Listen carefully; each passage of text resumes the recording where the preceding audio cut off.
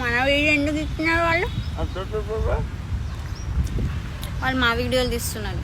ఎంత మంచిగా కనిపిస్తున్నాయి డ్రెస్లో నేను.